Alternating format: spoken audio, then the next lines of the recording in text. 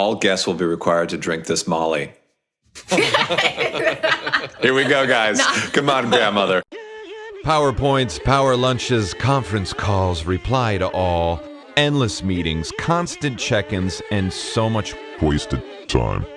Are you sick of the BS? So are we. It's time to take our time back, rework the way we work, and make every call a call to action. This is a podcast for people who want to stop talking and really start connecting. This is After 12. Ladies and gentlemen, welcome to After 12, 12 for 12's original podcast series that explores cool companies, brands, messages, and makers, and what compels us to take notice and become fans. As always, I'm joined by my co-host and life partner in beard oil, Mr. Josh Rush. Josh, wave to the camera. Hello, hello. We've got a truly beautiful show for you today. As one of the top bridal designers in the world, Hayley Paige launched her namesake collection at only 25 years old.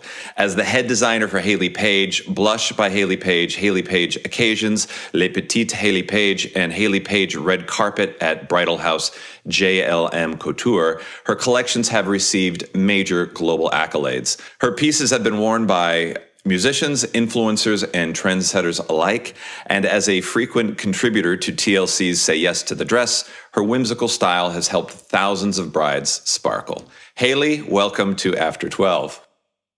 Hello there. Thanks for having me. Well, wow, you have had a very busy last 3.5 decades. How is the quarantine going for you in New York City? Has it given you some time to actually take a break? Absolutely. I think it's more than anything given me a moment to really treasure time and how it's spent. I think everyone's used this as a moment of self-reflection and a time to kind of slow down. It's the first time in 15 years that I've been living in New York City where I actually feel like a homebody. So that's been kind of a blessing. And I've been focusing a lot on self-assessment and perspective because this is a time where a lot of people really are struggling. And I feel lucky that I still have a job and a passion and a fiance and a little puppy. And there's so many things to be grateful for what we do have as opposed to focusing on what we don't. So that's kind of been my mindset. No complaints. It is nice to reassess and be able to count your blessings and just say, wait a second. Everything that I thought was a big deal really is not a big deal. So tell us how you really feel. Well, I miss barbecues and travel. But I actually have, I almost feel guilty saying this, but I do enjoy that I've had this time to kind of have more autonomy on my schedule and to get more sleep and just the little things really. It's made me a lot more grateful for the personal connection that's required in my particular line of work and, being a resource for brides right now, as opposed to just let me sell you dresses, which has helped kind of build more of a digital community. So I actually am grateful for that. And we've had more time to do content and playful things. So we really are being optimistic in this situation. My fiance has been a big help in that too. So Were you guys in New York when the pandemic, like when the physical kind of quarantine came in effect, or were you on the road? We were both here, and it was really shocking because we had this really quintessential New York night out right before they had the stay-at-home orders. And it was really such a big juxtaposition in this night out that was lively and fun. And then the very next day, it was, you're not going to work. Everybody needs to stay home. We need to get this under lock. And at first, it almost felt like, oh my gosh, like this is, in a pandemic or in a moment that's just so unexpected, it almost feels like you're a kid again and like you get to stay up past midnight, and like there was that kind of feeling where we're like, we don't believe it yet. And then when it really sunk in, I think we just wanted to see what we could do to change our mindset. Were you working on your new line at the time? I mean, were you in the middle of it? Yes, it was complete business as usual. And wow. it's one of my busiest times during the year. March and April, and then September and October are my really busy design development months because we show new collections in April. So I was gearing up for a bridal fashion week and just getting ready for that amazing hustle and bustle, no pun intended, for the next few weeks. So are those designs then, I mean, you've obviously shelved the collection. Are you going to do it then next year? Are you postponing? Is that kind of the game plan? Yes, we are planning to basically restart the engines as soon as we get the go-ahead to get back to work. The main priority has just been getting orders out for brides that have already placed in the past year, and kind of doing the mental gymnastics of, okay, if she's postponing her wedding, we don't need to ship her dress yet, or if she's having an intimate ceremony or kind of pivoting the idea of her wedding, does she still need her dress? So there's been a lot of just coordination with stores being closed as well. So that's been our main focus. But I think one of the silver linings in our business is that we're getting a little bit of time to play catch up, and hopefully we can release the dresses that were intended for April a little bit earlier so that they can get in stores faster before October market. And that could be a way for us to become even more accessible to the bride. So I definitely saw an opportunity there. Well, what a disruption for all of the men and women and men and men and women getting married. I'm sure you have heard some crazy stories. What are some of the things that have kind of given you hope or joy in terms of like, what are they doing to kind of, like you said, pivot or create a new normal, or to just turn the lemons into lemonade, so to speak? One of the most remarkable things I feel right now is that people are being patient and really focusing on the bigger picture. Because with weddings, it's always so exciting, and you're anxious to celebrate and make it meaningful. And it's during times like this where the reflection of, okay, the marriage is the most important part.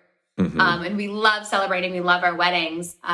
But in the scale of things, to be focused in on the why and just the long-term longevity of your relationship, it pales in comparison to a ceremony that needs to be postponed.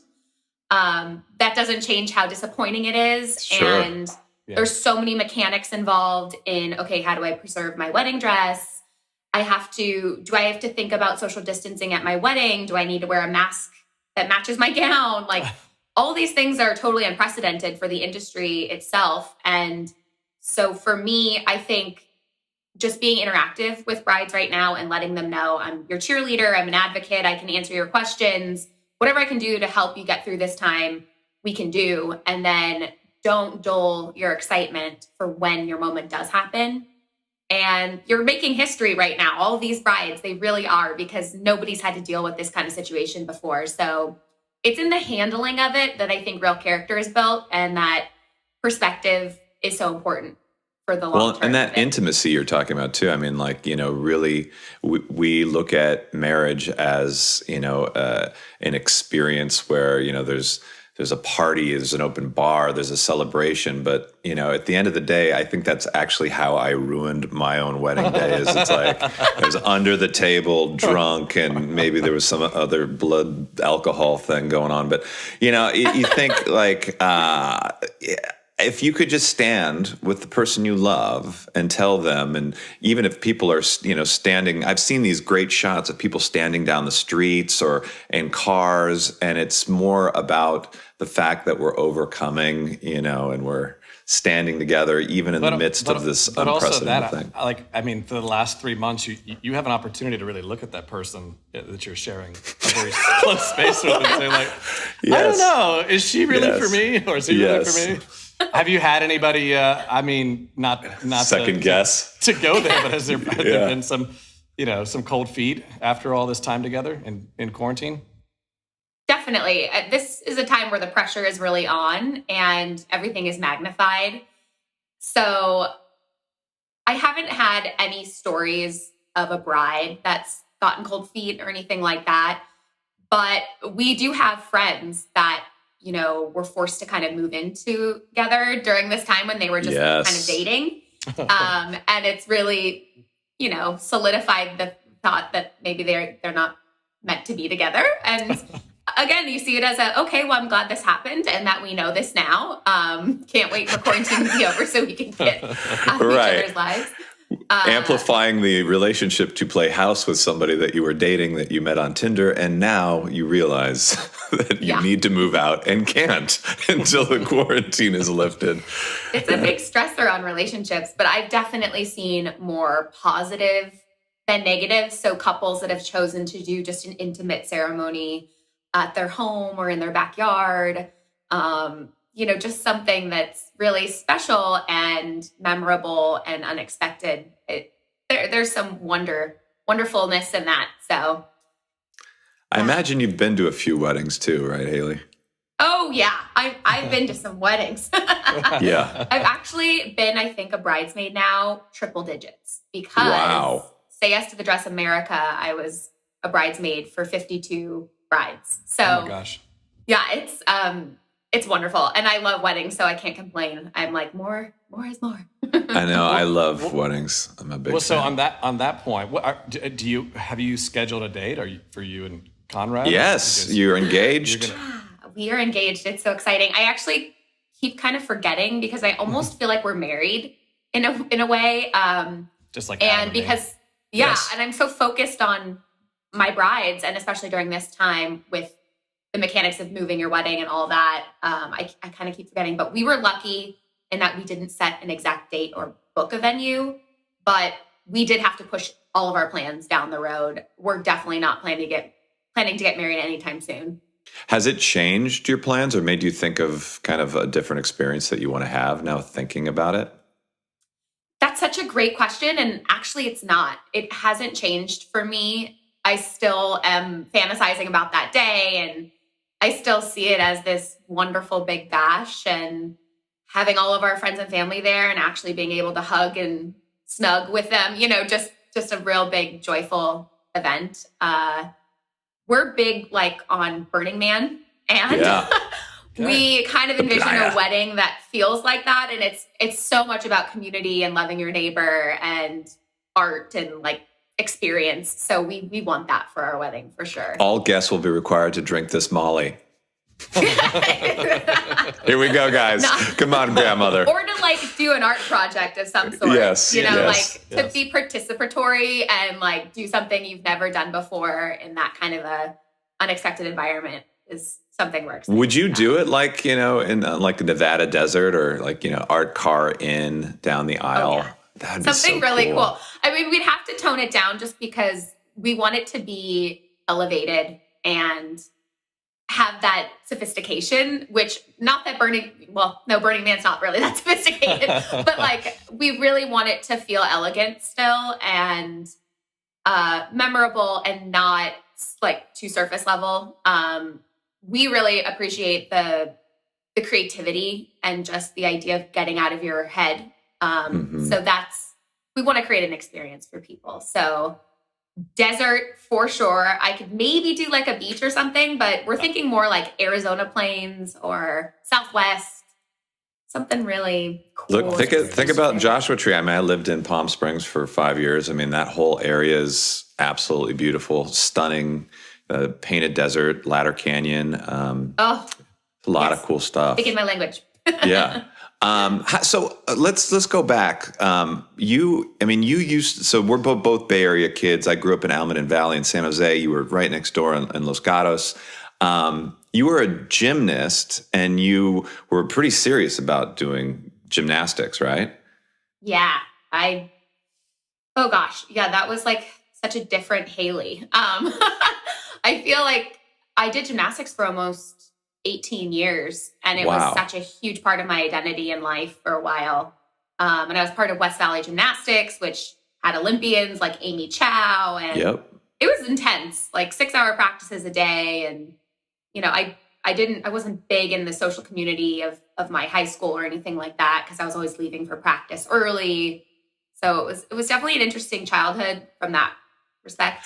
How much did that inform your work ethic? Because I mean, not a lot of people as young as you were kind of had the focus or the drive. And I've interviewed a lot of people, and at 25, having your own line of dresses as a real novice to the industry, you just came out of the gates. And I imagine you were working all the time, nights, weekends, anytime you could.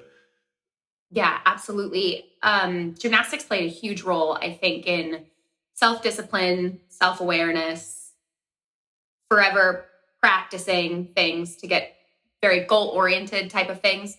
Sure. And then also a respect for authority too. For me, my gymnastics coach was somebody I was afraid of, not from like a personal like safety standpoint, but just like the discipline level and the expectation was always very high. So you were required to perform and do your work. And, so that mentality was instilled very young with what somebody of my age. So like from gymnastics coaches to Nina Garcia. I was going to say the Devil Wears Prada experience. You had that. Yeah. Yes. I've definitely been in very disciplined and crazy environments. And it's funny because my parents are extremely hardworking and they have a wonderful ethic about their work. And they also are very fun. Like they know how to balance work and play. And thank goodness that my parents were that way, because I feel like if they were a lot more restrictive or stringent or just hard, I think I would have been different. But I was getting it from gymnastics and I was getting it from these environments. And the first few experiences I had in the fashion industry were incredibly tumultuous and required a lot of mental or emotional intelligence, I'll say. Well, you certainly had the drive early on, and you wanted to go to the East Coast. I totally emulate that experience. I wanted to go away and see kind of like, what that world was like. How was it going to Cornell for school? And then, you were pre-med, you were kind of going to follow in your father's footsteps. Is that kind of a thought, or how did that happen? Yes. So I've always looked up to my dad. He's been my personal hero. He's an incredible general surgeon, still does it to this day. And we have a really strong relationship. And growing up, I would do my physics homework and he would be doing his charts, and so I just admired him and felt like I could also be a good doctor someday. And I always approached it as, I love design and I'm passionate about design, but I don't really see it as a viable profession. I always felt like, okay, being a designer is like saying you want to be Batman. It's like, I can't make that leap. I don't know anyone in the fashion industry. Am I even talented? I don't know. But I know I can study really hard and I can become like a creative surgeon, or work in reconstructive plastics or something like that. And so I was very like formulaic. My mentality was formulaic. So I was driven towards math and sciences. And when I got to Cornell, my gymnastics coach, he was like, the reason you got to go here is because you can do anything in the world, Cornell. And I'm like, okay, well, if I could do anything, I'd want to be a bridal gown designer and not do medicine. And he's like, well, we have a fiber science and apparel design major. You should check that out. And I was like, okay, take me to it. And there was a unique overlap in the curriculum between fiber science and medicine. So it gave me that nice little, okay, I have 1 foot in land, 1 foot in the sparkle sea. Like, let's see where I can go. And so I needed that time frame to make the transition, especially in terms of my confidence level and conviction in doing design. And so for me, college was a huge impact on my decision-making of long-term career. Had you had any experience designing clothes?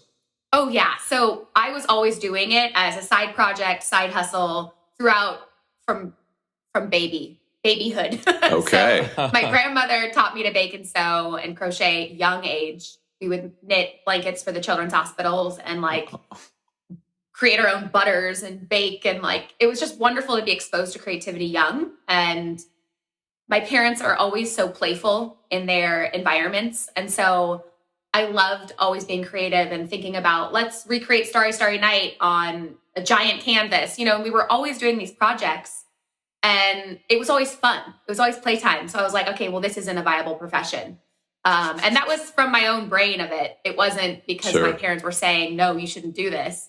But then I started making my own clothes. I did my own prom dresses and graduation dresses, and I was always sewing. So I was an avid sewer. And when I went to Cornell, you had to submit a portfolio and get accepted into the design school. So I had already had all these projects, and I put it together, and I got accepted, and it was incredible. So your parents were super supportive, and they kind of gave you the impetus to say, okay, trust yourself, go with your gut. Is that? Yeah. And my parents were major in that because I've seen a lot of experience, or I've seen a lot of people that have been on the other side of that, where their parents. Oh, you've met my dad? Oh, gosh. I'm so sorry. No, I mean, like, I get it. You know, it's funny too, because my wife is a physician, and I know most doctors are like, oh, don't go into medicine. Don't, whatever you do, kid, don't do it. So it's kind of, I don't know. It's kind of nice that you broke the mold and then made your own mold, you know? What was the wildest experience, you know, kind of getting into that industry, after school? I mean, tell us about your senior show too. I mean, it was kind of a big deal, right?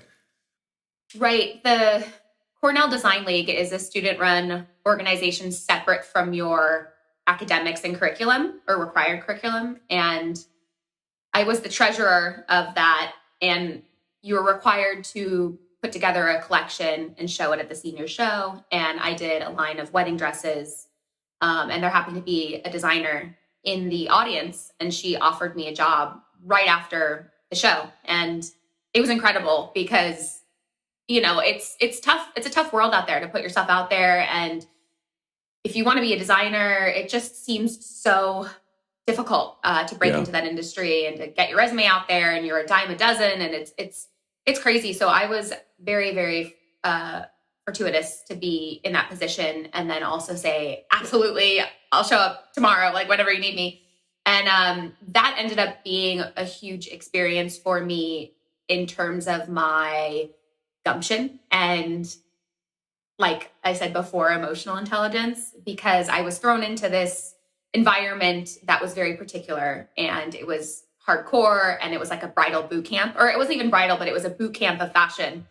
And it was kind of like the Devil Wears Prada, in the sense that you got to show up, and you can't cry, and you got to get through it. And I don't care. Is that not a stereotype? That's really how it is. I mean, it's pretty hardcore. Yeah. People don't have the patience for, you know, you're feeling untenable, or you're feeling, you know, I don't know, you know, confidence. You have to have confidence, right?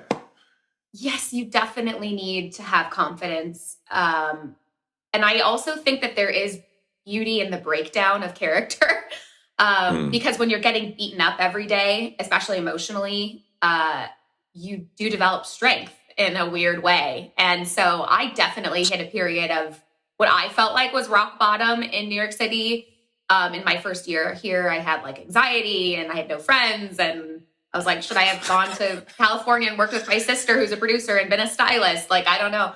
And so, but thank goodness for that experience, you know, because it really did create the mindset of resilience. And it's not always going to be unicorns and rainbows, even though like that's very much part of my mantra now. And I think everyone's experience is unique. I don't feel like everyone has to go through that really difficult time to come out, you know, on top or something like that. And it is a stereotype that was very true for me, the way that it was cliched and dramatic. And when I left, it was a catastrophe. And I thought I was told I would never work in the fashion industry again, and I would be blacklisted. And I almost peed myself. Like, I was so scared. And it just like, it made me stronger. And so I have to be thankful for that experience, even though it was traumatic. And it made me realize that what kind of leader and what kind of boss I would want to be someday. And that was very helpful. So thank goodness it happened. Well, and I think and of see, like Adam, you don't have to feel so bad about crying every day now. Oh, I cried every day in the fashion closet. Adam and I cry. We cry like 3 times a day, I think. we do. We cry a lot together. We close our eyes. Party. Yes. Welcome to our pity party. I mean, I think scar tissue is important, but one of the things that comes across with everyone I've talked to about you or everything I've seen from your work is the word sparkle. I mean, it is like the definitive in the lexicon of Hayley Paige. What does sparkle mean to you? How does that resonate your brand? How does that inform your life? Give us some sparkle. If I summed up sparkle in one word, I think it would have to be gratitude, because that has just been such a driving force in connecting to people. Because in my particular industry, it's an emotional purchase and people want to feel like they belong and they're acknowledged. And one thing that I've always focused on is that being accessible to people and not intimidating them is such a unique way to create an immediate trust. So that's been really important to my brand. And the idea of sparkle is that we all have it, and choosing your humility and gratitude over like just wanting to make a statement and be a show off and be untouchable. There's such a huge discrepancy in that and laying the foundation for a brand. And it's also helped me because I've been available for feedback directly from our brides and from our stores. And social media has been enormous in that connectivity of it all. So, and you talk a lot about your like personalized approach to social media. What does Yes. that mean to you, and what should people know about it?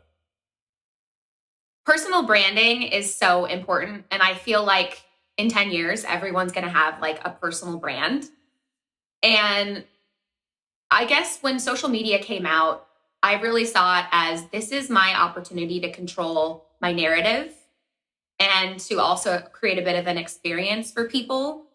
So I didn't see it so much as a business tool or a way to advertise my product as much as I saw it as this is where I can be me and I can speak from me, give myself a voice and show people where my creativity comes from, why I kind of am the way I am, and like create a little bit more of a community. So my Instagram is actually my personal account, and it's just grown over the years. And I'm lucky to have such a beautiful, dreamy product to promote that people love and can interact with.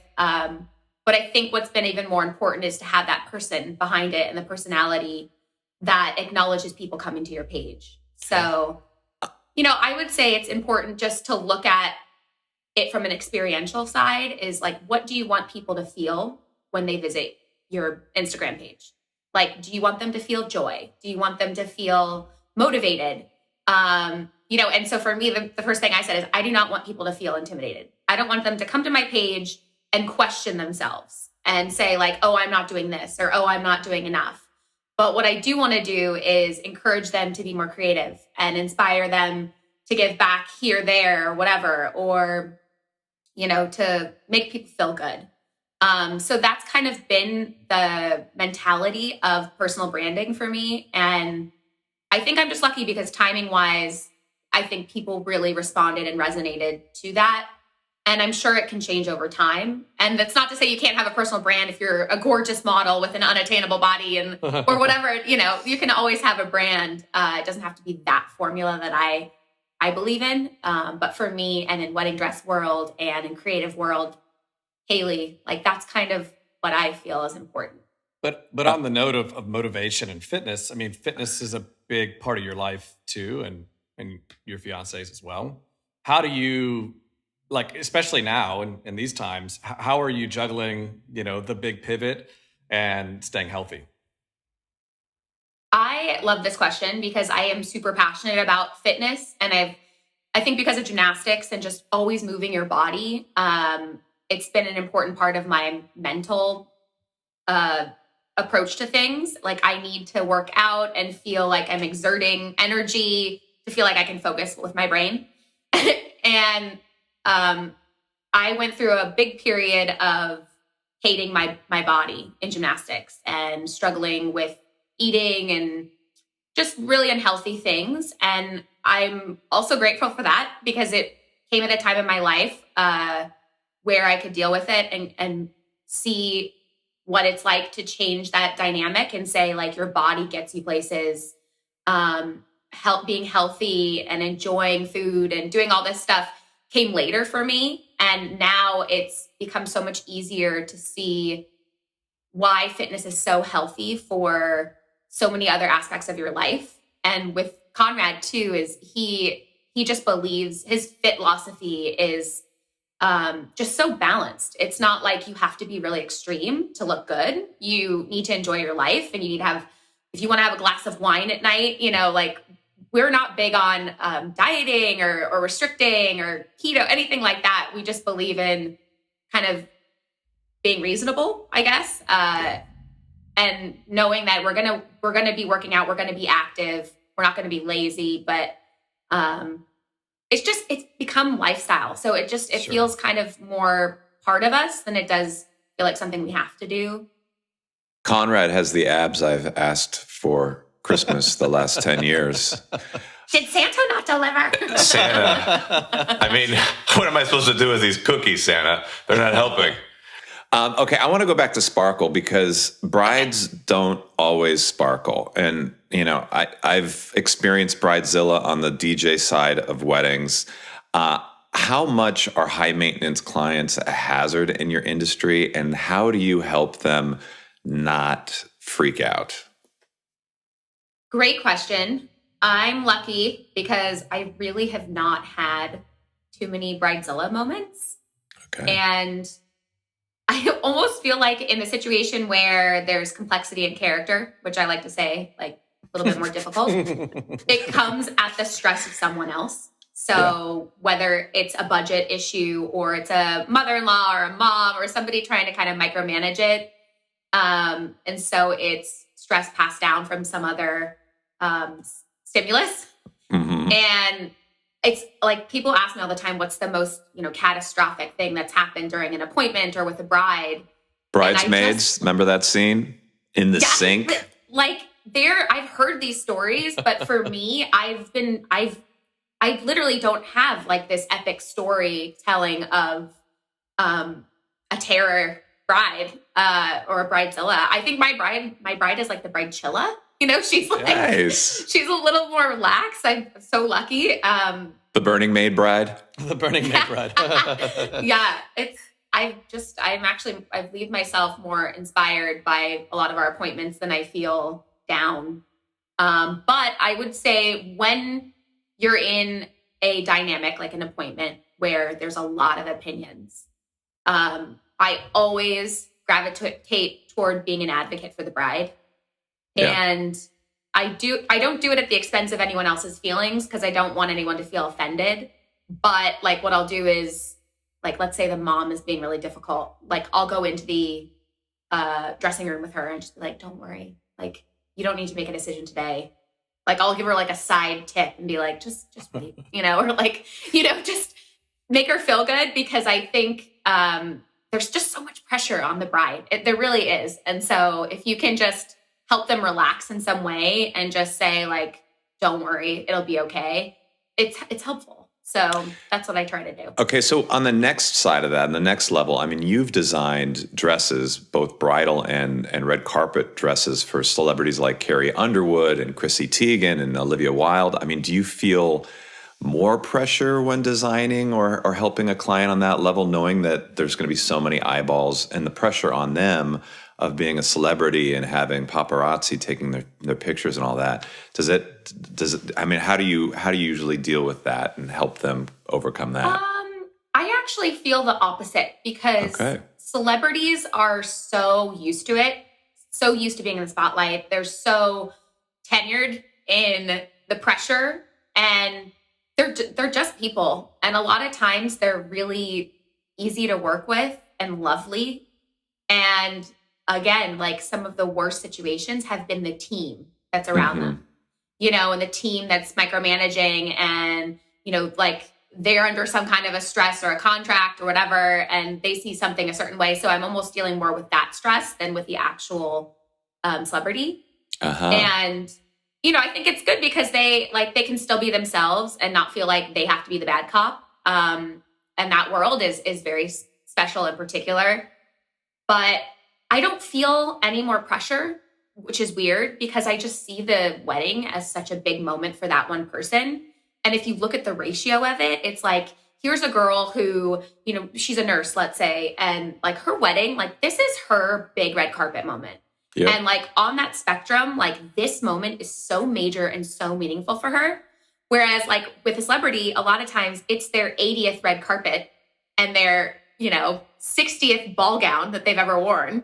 Yeah. And, I think there's a ratio and a relativity involved in that. So, but what I'm hearing you say, in both cases, it seems like manage your entourage. Who you're with is really important to the happiness that you'll have in the experience. It is, yeah. Okay. Because a lot of people are people pleasers too. And what was it like designing a dress for fellow gymnast Aly Raisman? Oh my gosh. So full circle for me. Like I was fangirling big time because that was so my world growing up. And, there was obviously a time in my life where I wanted to be an Olympian. Sure. And, as with every gymnast, there is a moment in their career where they realize, okay, yes, I can do this, or, oh no, I'm not going to make it. And I had more of the, oh no, I'm not going to make it. But I'm very dazzled by superhuman athletes and, getting to she's a superhuman person too. She's really cool. Like all of them are. And it's also too, like, I think that the respect comes from the mentality that they need in those situations and like the calm under pressure. And it's incredible. And I fangirl all the time. So I stalk a lot of these super athletes. It's kind of goes with the fitness world too, but it was amazing to be able to connect with her on Instagram and then have this full circle effect where it was like, I was a gymnast growing up and now I get to dress for them. That's so awesome. It was pretty awesome. Yeah. Given that you've worked, in and out of the public spotlight and you've seen so many weddings firsthand. There was that movie where like 27 brides dresses or, I kind of picture a spin-off show for you. I got an idea to pitch for you. But what do you think the future of weddings and just the bridal industry in general will be after this COVID-19 experience? I mean, how do you think it's going to change? Post-apocalyptic bridal fashion. Everything's Burning Man. Yeah. I don't see it impacting design so much because even if you look at the landscape right now, it's so eclectic and there are so many different types of brides. And there's just more bravery to show your personality with your style. And like, you can just be really specific now because that bride is out there, which I love. But I think what will happen is you will see a bigger discrepancy in intimate backyard ceremonies, elopements, and just smaller, more manageable weddings. Mm-hmm. And then the like Mac Daddy, go all out, like over the fence World Series kind of wedding. And I think like the people will gravitate toward one spectrum or the other. Yeah. I think there will be less of the in-between. Like it's kind of like go all out or make it like, I think that might happen. So I'm more on the like go all out side of the spectrum. So mine will be pushed down the road more, but in this next year, what I hope is that the brides that have already kind of planned their wedding and then had to postpone, that they still get the wedding that they envisioned and that they are not going to have to compromise too much. That is my hope because, you dream about your wedding and you just want that to be wonderful. So that's the hope. But And now, so you've always loved weddings, I imagine, because now you've partnered with Hearts on Fire and are actually doing the bridal line of jewelry too. Tell us about that. That sounds so exciting. Yeah, it was exciting. And again, like a new sparkling landscape, it was a perfect transition for me in terms of design because I think as your business grows, you want to adventure into derivative branding, and it should kind of be in the same voice, so that it's all cohesive in a way. And Hearts on Fire is an incredible company, and it was also a full circle moment in my life because I used to work with one of their designers years ago at Bridezilla of Boston. And so, we reconnected, and that's how the partnership came to be, thanks to her. Shout out May. And yeah, it was a wonderful first step into the licensing world and seeing where else we could service the bride and serve a new girl. And I loved it because they've given me real creative free reign to design, even though I didn't have experience in jewelry. So I approached it like a dress design, and we used a lot of dress nuances in the hardware of the jewelry. And so the dresses inspired the jewelry, which made it really organic for me and fun. And I've learned so much in the past year, and we have a new collection coming out this year. And so it's just all been really cool. And I know, like, a lot of times partnerships cannot work out, or it might not be the right time for licensing. So in this case, I'm so grateful for their business, and that they believed in the Hayley Paige platform. So hopefully it can lead to other things, but it's been really, really fun. What did you? Sorry, I was going to say, so you'd never done any sort of jewelry design. And you do a lot with pencil sketches. Were you doing sketches? Were you putting them in CAD CAM programs, or were you getting to actually, bench jewel with the materials themselves too, or? Yeah, it was very hands-on, and I worked with my friend May, who is their technical designer, and we just started from scratch, and I learned a lot along the way. And I learned to draw when I was very young as well. And that's been a super useful tool for me in being an artist and a creative in general, because you can conceptualize and you can visualize something and still draw it. So even for jewelry, I was pretty good at explaining what I wanted it to look like on paper, and using lots of references and having just the knowledge and bandwidth of understanding ratios and proportions and sparkle and like little special nuances that make dresses unique and how it could technically work in a diamond or a setting. It was just like a new way to look at things. And so it worked really well. And I'm excited that I was learning something new too, because I believe I am always a student of design and there's always something new to learn. So that was, and I can imagine you're always improving your process or changing it or learning from past clients. Yeah. Yeah. That's actually one of my biggest fears, is the idea of getting too comfortable or feeling like I have some type of a formula down, because that couldn't be farther from the truth. It's like every year you have to up your ante. You got to learn something new. You got to improve your fit, come up with a better fabric, make it less expensive. It's like you're always, and I think it ties to gymnastics too. It's like every new competition, you want to outperform yourself, learn a new skill, get a better score, whatever it is. It's like there's always that desire that you're not enough, but it's a good thing because it fires you up every time, and it reminds you to be mindful of always improving, for sure. Where do you draw your inspiration? Because every year it's you versus you, right? It's the stuff that you did last year is going to be totally different from the stuff that you're going to do this year. Where do you draw your inspiration from? Yeah, absolutely. I definitely look at old seasons and say like, whoa, like that was really good. Am I going to be able to do something like that again?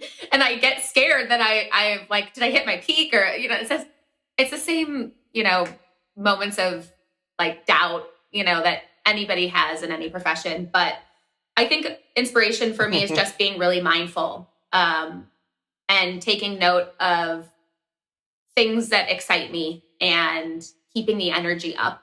I am definitely somebody that needs positive reinforcement and joyful environments to perform well. So I can't be around toxic situations or people. So I just kindly back out of those situations. I don't like confrontation or anything like that. Yeah. and that's just my thing. But I also am big on music, and my parents really instilled classic rock and like old school, old soul music. And so I always have music going in my apartment or my design room and when I'm walking, and it just helps kind of set the soundtrack. And so I pull a lot of inspiration from lyrics and stuff like that. So it's not so artistic inspiration as it is like the vibe. Feeling, yeah. Feeling, yeah, exactly. When are you going to start designing clothes for Josh and I? Oh my gosh. Well, if there's a demand, it will be. There's a demand. Yeah. I think menswear is fascinating, and very cool. I actually see it as super complex. There's no hope. I've never been trained in menswear. Not to say that I couldn't figure it out and learn it, like with jewelry and stuff like that, but I would really want to like understand it, and I think it deserves a lot of time and care in understanding what a man wants in that world. You've got a great like target practice model with Conrad, I'm sure. I mean, have you ever designed anything for him? Yeah, actually, nice. like Burning Man stuff. Yeah. And he's like, I love him so much. He is so creative and like experimental, and he's so secure with himself that I love being around him, because it's just, he's not sensitive to things. And because of that, he is adventurous and willing to put himself out there. And I really admire that quality. So he would like, and I could totally see on our wedding day, like him rocking multiple looks, and nice. Like, I can't wait. And yeah, we love working on creative projects together. So. Well, you guys have such a collaborative relationship, and you're starting a new podcast series. Tell us about that. We are. Oh my gosh. And this is the first place that I get to make the announcement. Yes. But yeah, exclusive. This just in. After12 presents. Yes, we're coming out with a podcast called All That Glitters.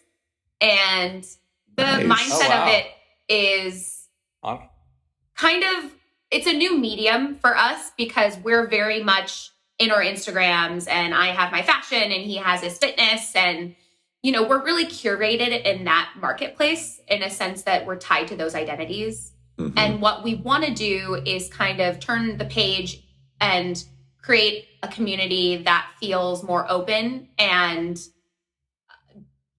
meaningful conversations wise. Like, we don't get to kind of break down a lot of our mental processes and things that really inspire us on a creative and loving level.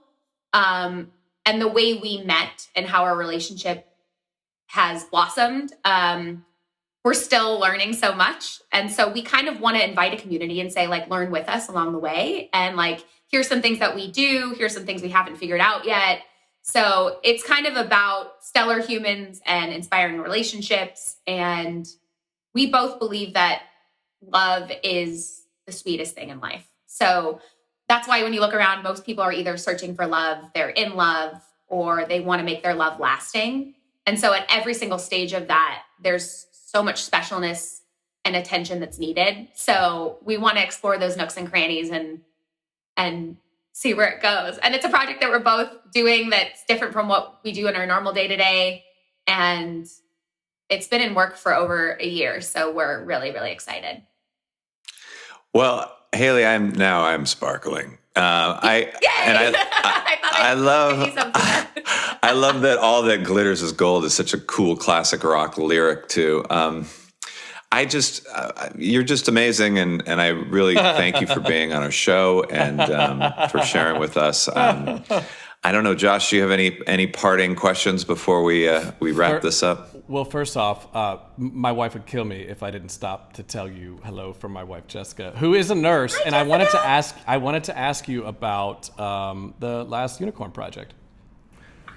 Oh my gosh, we have to send her a mask, first of all. She would die, but yes. I would love to. This project was just wonderful because my dad's a general surgeon and I was originally interested in medicine. And then it's so funny because we used to make these jokes when I first made the jump into fashion that I should make like fashionable scrubs, or like really cool doctor outfits. You should, yeah. And years later with this happening, I just felt like, okay, I need to do something and I can show up some way, somehow here. And I partnered with one of my friends in the industry named Sarah, and her company is LaGuardier, and she does garters for brides. And so she helped me produce the masks. And we were pretty early on when the pandemic hit. There was a big announcement that said that at-home masks could be used as a last resort. And so we were inspired by The Last Unicorn, the movie, to create, last resort masks with unicorns on them, and something that kind of combined a little bit of dazzlement and like function, fashion with function. And we've been hand making them and giving them to first responders and amazing hero nurses and all that. Healthcare workers were just really respectful of everything they've done and show gratitude. So I think she's actually selling a bunch of them now. So that's wonderful. But the whole project was all out of pocket, just wanted to give back somehow. So. And our spirit animals are unicorns. So I love that. Well, Hayley, thank you so much for being on the show. It's been a total delight, and good luck with everything, and congrats again on your engagement. Thank you. Hopefully we'll have some menswear for you soon. Yes. If you need a wedding DJ, call me. Oh my gosh.